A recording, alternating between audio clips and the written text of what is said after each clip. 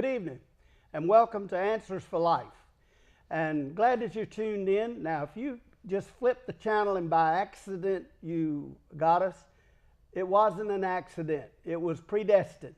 You're to watch this program tonight. Tonight I'm going to be talking about the dynamics of family.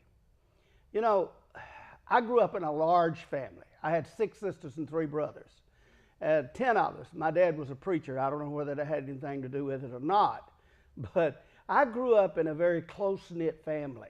And even today, after all these years, my mom and dad's long been gone to heaven. And I have 2 sisters that already have gone to heaven. But we're very still close-knit even today. We get together several times a year. And so I grew up in a family that was loving, kind. I was nurtured. I was encouraged. I was strengthened. And I thank God for that. I make no apology for it. But I realize that I'm one of the fortunate ones. Most families don't grow up like that. We're living, especially today, in a time that families are divided. I see it every day, even in my work as a counselor. I have to almost be an umpire or a go-between with family squabbles and troubles over a dress or inheritance that really is not that much, but yet families can get so divided, and we can see such a dynamic of brokenness in the family. And so we're going to be talking about the family. And I have a very special guest that I'm so glad that he's with us tonight, and I'll introduce him in a few minutes. But I want to share with you a book. I offered you this book, maybe 4 or 5 months ago, I'm not sure. But it's called Have a New Kid by Friday. Now, this book is, Dr. Lehman, he's written several books, How to Have a New Husband by Friday, How to Have a New Family by Friday. But this one is especially on how to work with the discipline of children. Many of you, if you've got children that are in their preteens and early teens, they're going through the changes of life. You know, for girls, that crucial time of developing their own ideas and direction is usually from about 12 to 15. Boys is from about 13 to 16, because that's when the chemicals are kicking in. They're deciding who they are and finding out the facts of life, and they're beginning to make a lot of decisions. But this book is also geared for small children, 5 to 10 to 12. And if you write me this week and send me $5, this book is written on the back here is $18. But for $5, and that's just because I'm not going to give it to you free. Now, if you don't have the money and you want this book and you write me and tell me that, I'll send you the book. But that's just to cover the postage and handling of it. But I'd like for you to have this book. And I guarantee you, you will learn much from this book. And so I want to give it to you because $5 doesn't near pay for the book, but that's just to take care of the postage and the handling. But write me, Dr. Lehman's How to Have a New Kid by Friday. And I think that if you've got small children under the age of 11, see, there's 3 chemicals that are not produced in the brain until a child reaches around 9 years old: dopamine, serotonin, and heparin. And those are the chemicals that helps a child begin to mature and to grow. So up to around 9, that child only knows what they hear, what they see. They don't have the ability to create knowledge. They don't have the ability to put it together. And so if you're having difficulty with those age children, this book will help you a lot. So just write me, 337 Farmington Road, Summerville, South Carolina, 29483, and we'll send it to you. Now, we're going to talk about family. Now, with me tonight is our family pastor. You're in charge of the families, Jonathan Lee. So good to have you, Jonathan. Thanks. And, well, first of all, tell us what your duties are. What do you do at Faith Assembly? I kind of oversee age groups from birth up to young adults, somewhere between 25 and 30. So the different ministries and the different pastors that are running each one of those departments fall under what I look after. Now, before that, you were the youth pastor, right? That's right. Before that, I spent a couple years as the high school pastor, a couple years as the middle school pastor, and before that, the Navy. Yeah. Oh, you served in the Navy. That's right. Well, congratulations. Thanks. I was a mud soldier. Yeah.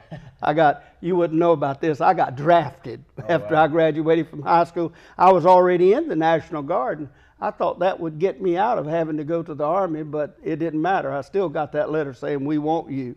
And but I appreciate my time in service, and I admire those who serve, and I support our military. I'm patriotic. I make no apology for it. I love this country. I love America. I've been in 34 other countries, and I hadn't seen one yet that I wanted to stay in. I was always glad to get back to this one, and I thank God for it. Jonathan, you deal with families. Mm-hmm. Families, but now today, it's kind of difficult to even identify families. Because at a wedding, for instance, you might have 2 or 3 moms, 2 or 3 dads, a couple of grandmamas, a couple of granddaddies, and it's kind of hard to get everything fit. How do you handle the diverse situations in family dynamics? Well, with there being so much diversity and not knowing the backgrounds, for me personally, it kind of makes it a little easier because I was one of those families that has a couple moms, a couple dads, even more grandparents and that kind of thing, because my parents are divorced and their parents, for the most part, were divorced, remarried, that kind of thing. And so for me, it's not necessarily as much of a culture shock, but really just listening. Not, I'm not there to necessarily pass judgment on what they got going on and those kind of things, and listen to see where the needs are and see what we can do to help out.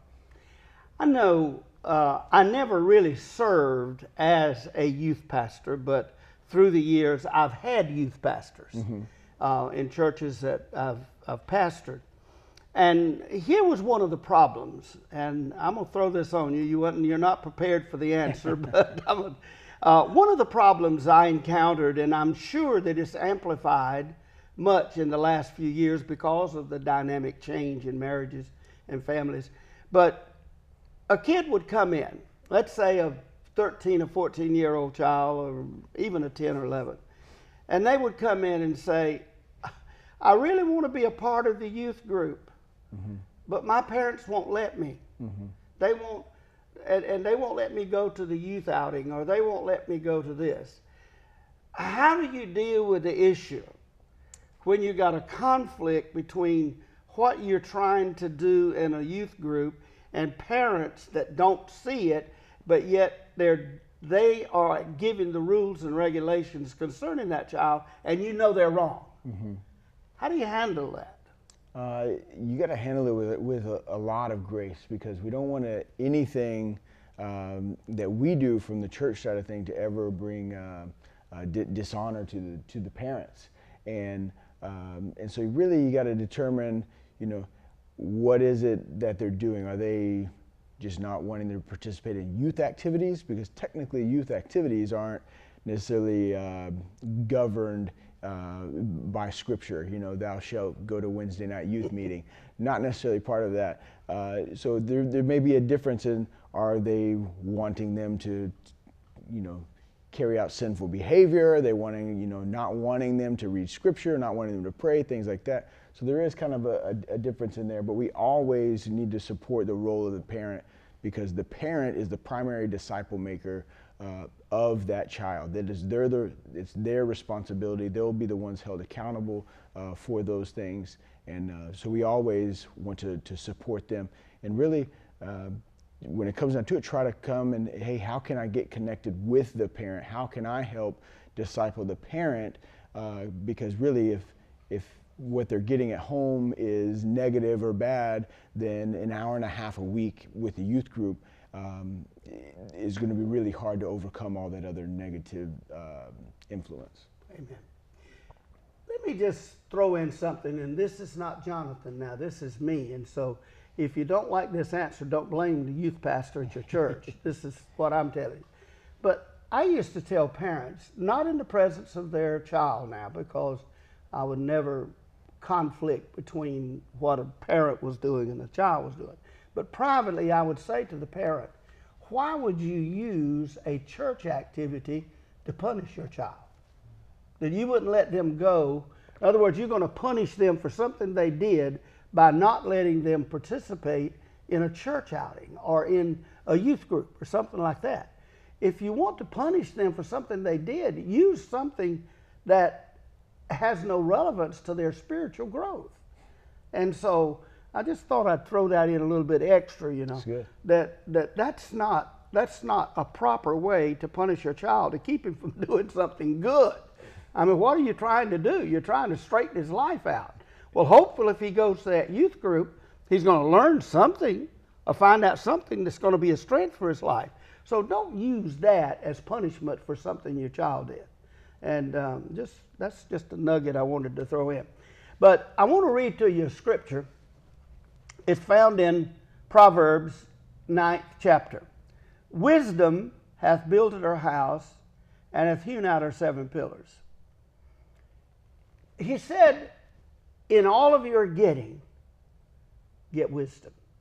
Now, what I want to do is spend a little time talking about the shift in dynamics. In 1960, I got married. That was the year I'd graduated from college in '59, and I decided it was time to get married, and I got married in 1960. But I want to share with you something.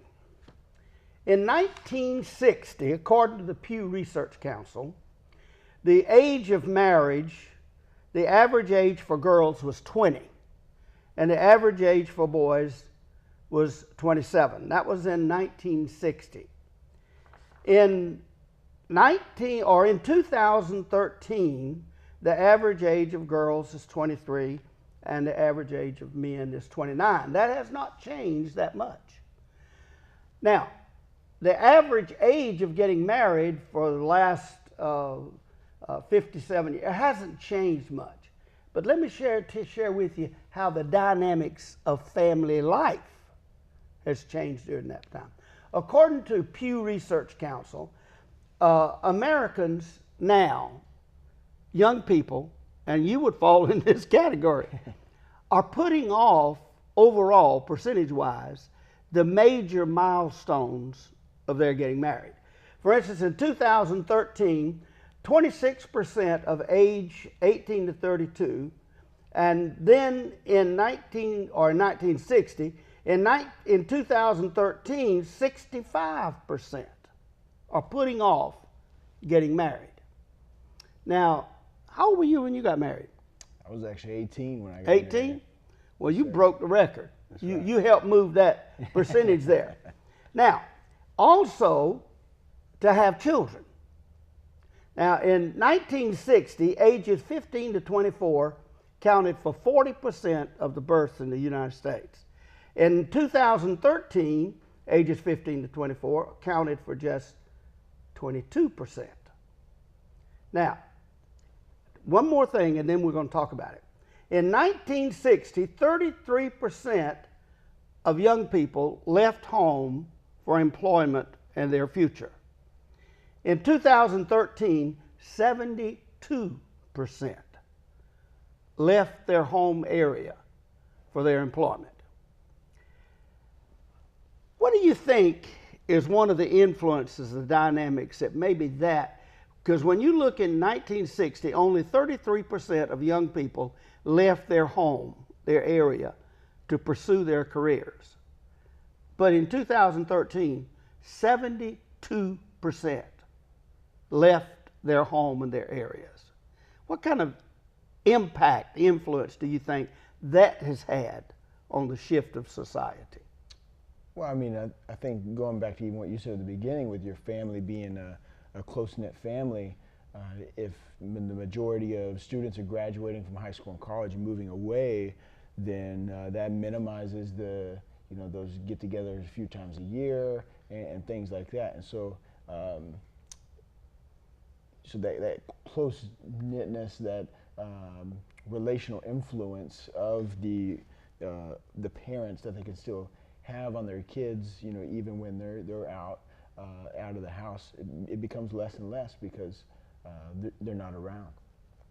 I agree with that, because going back, I hate to talk that much about my family, but all 10 of us children, if you stood at our home place, you wouldn't have to drive over 110 miles to go to all 10 of us.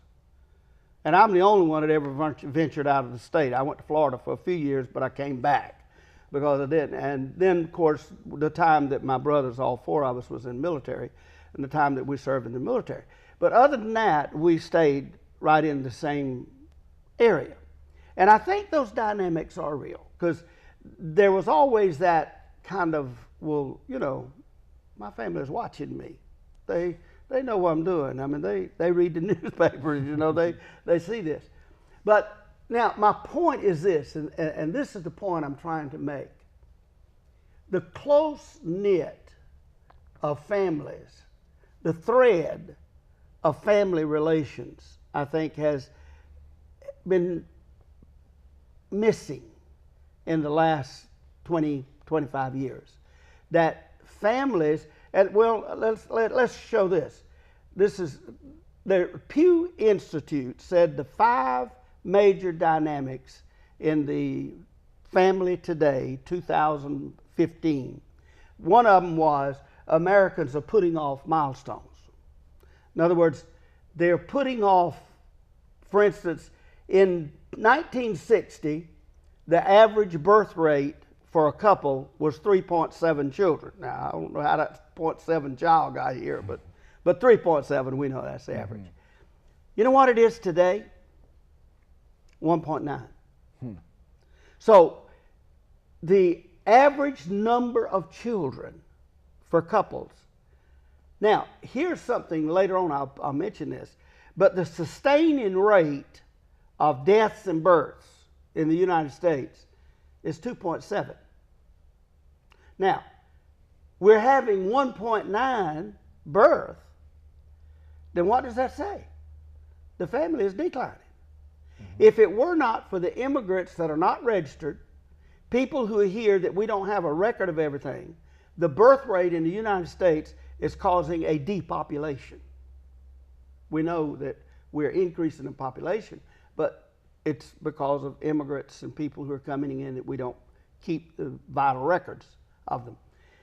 But what do you think is the reason for birth rate going from, in 1960, from 3.7 down to now 1.9? In other words, half the number. Well, a little less than half the number. What do you think? You're a young person with a young family. What do you think is causing the difference in the birth rate? I think probably different way of looking at financial stability, things like that.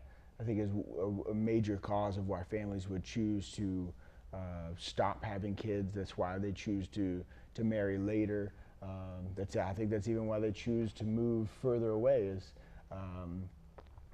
they're wherever they get their job, that's where they move to.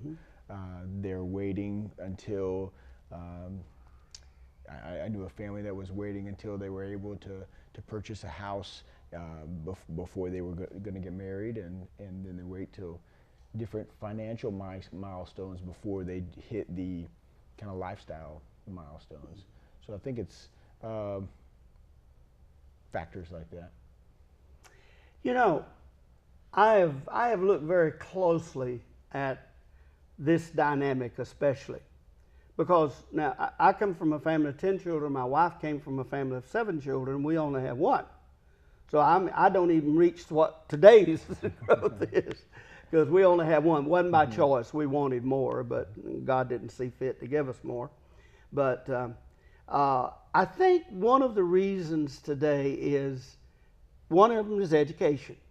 I mean, really, back in when I was a young boy, sex wasn't talked about. Our parents very rarely didn't talk about it. The preacher never preached about it. if he preached Song of Solomon, he wore a sack over his head. I mean, you know. So I think the dynamic of sexual education is one of the reasons that young people now can plan where years ago they didn't know they could plan. You know, that was Mother Nature's choice. But I think children, parents wanting children, loving children, is one of the dynamics that has brought on the problems we have today. Children don't feel loved by their parents. Back, for instance, I could remember years ago when I taught school, and even before I taught school, we had what was called a PTA, Parent Teachers Association. Now some of them still have it. But back then, on the times that we had Parent Teacher Association, that auditorium would be filled. The parents would be there. The parents were on top of what was going on in the school. I remember looking back, when we had a school board meeting, man, that place would be packed. People were there to see what was going on in the school. Now, I want to ask you a question. If you have children in school, when is the last time you went to a school board meeting? Now, I want to ask you another question. When is the last time you fussed about something they decided?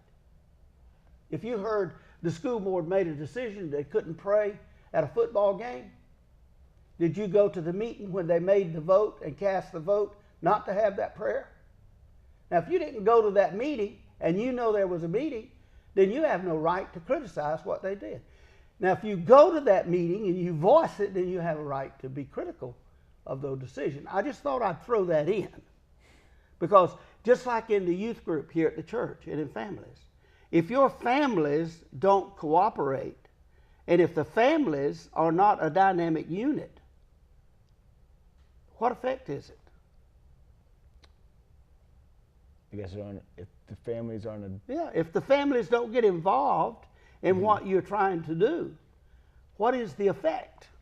Yeah, I think the challenge for us as a church is we're trying to get involved with families and not trying to give the family something to get involved with us. I think this research shows our society, the communities that we've built have done enough to fragment the family.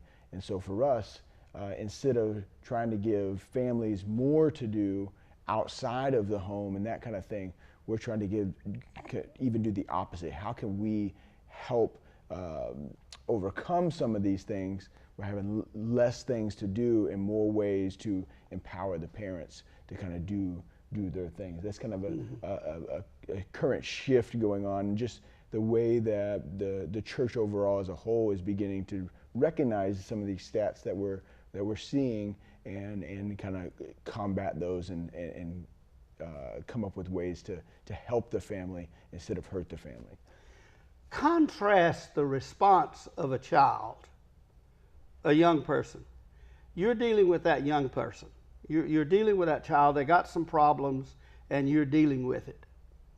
Contrast the success that you have with that child with parents that come in, talk to you, you're talking to them, you're sharing your thoughts, you're sharing what you think is needed for that child.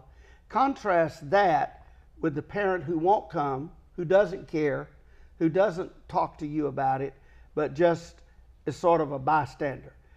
For you to be working with that young person, what is the difference that you would see or feel in that dynamic? Oh, it's a huge difference. For instance, take a middle school child. If they're active part of the youth group and what the church has going on, you say they're with the church on average of 3 hours a week. Well, a parent that would be actively involved with what's going on at the church and things like that, most likely is also involved with that child at home on a daily basis. They say for a middle school student, the parent has about 4 hours in which they can influence that child every single day. And so that's the morning time, that's the drive time, that's the dinner table time. And what parents don't realize is from elementary to middle school to high school, those times that you have each day to influence that child goes down. For instance, high school, you lose that drive time as they begin driving on their own. And so a parent that's willing to come and be involved and to ask those questions and take part of that, most likely they're also taking part in those other areas. They're taking advantage of the time in the morning. They're taking advantage of meal time, where they're able to sit down and build relationship and know their kid and their kid know them. And that's what makes the biggest difference is that relationship with your child, so that you can influence them, not just because of your position as the parent, but on into college and on into adulthood, when really your position as the parent holds less and less authority over them. That's very good and so true. You know, I saw a statistic the other day that just really alarmed me. It said the average parents, now not in the house, okay, not in the house together, but the average parents that sit down and spend time with their children is less than an hour a week. That shocked me. Now, listen, I know you spend more than an hour with your kids, so don't misunderstand what I just said. It's not being in the house with them, not being around them, but taking the time to sit down individually with your kids less than an hour a week. That's done. That doesn't count meal time. In other words, saying the blessing around the table is not praying with your kids, okay? Mm-hmm. There's a difference between that. But in the next few minutes, Jonathan, I want you to share with people, right out of your heart, as a family worship leader, tell us one good thing that you think families can do to make themselves more loving.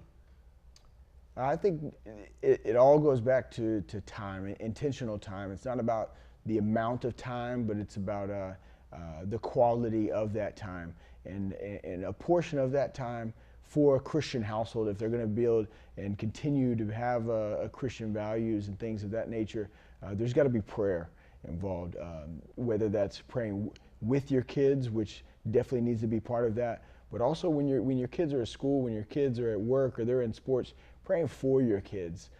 God can do so much more by His Spirit in their life than what we could hope to do in our lifetime with them. So prayer and intentional time it's got to be a part of your regular routine. Amen. That's good. Listen, there's 5 things that the Pew Research Council said in the dynamics of shifts. Tonight, I've dealt more or less with the shift of just the family dynamics of numbers. Next week, I'm going to come back and I'm going to talk about some real issues in family. And I want you to be sure and tune in. Don't forget to write for Have a New Kid by Friday. God bless you. Thank you for tuning in, and we'll see you again next week.